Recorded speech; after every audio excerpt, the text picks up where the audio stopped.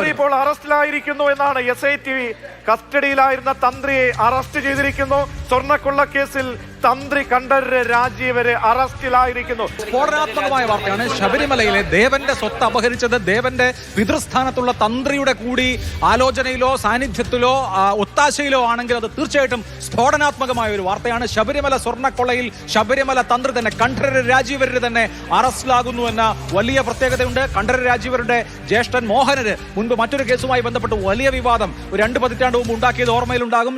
താഴമൺ കുടുംബത്തിന് താന്ത്രിക അവകാശം എന്ന് പറയുന്നത് പാരമ്പര്യമാണ്. അങ്ങനെ പാരമ്പര്യമായി താന്ത്രിക അവകാശമുള്ള താഴമൺ കുടുംബത്തിലെ കണ്ഠരര് രാജീവര് ശബരിമല സ്വർണ്ണക്കൊള്ള കേസിൽ അറസ്റ്റിലാവുന്നു എന്നുള്ളത് ഈ കേസിലെ ഒരു നിർണായകമായ വഴിത്തിരിവാണ് എന്ന് പറയേണ്ടി വരും. ആരെയാണോ പാലിക്കാൻ നിയോഗിച്ചിരുന്നത്, അഡ്മിനിസ്ട്രേറ്റീവായ ചുമതലയിൽ ഉണ്ടായിരുന്ന ദേവസ്വം ബോർഡ് പ്രസിഡന്റിനെയും അംഗങ്ങളെ അറസ്റ്റ് ചെയ്യുന്നു. ദേവന്റെ പിതൃസ്ഥാനത്തുള്ള ദൈവികമായ ഉത്തരവാദിത്തങ്ങൾ നിർവഹിക്കേണ്ട തന്ത്രിയും കൂടി അറസ്റ്റിലാകുമ്പോൾ ഇത് നിർണായകമായ വഴിത്തിരിവാണ് എന്ന് പറയേണ്ടി വരും.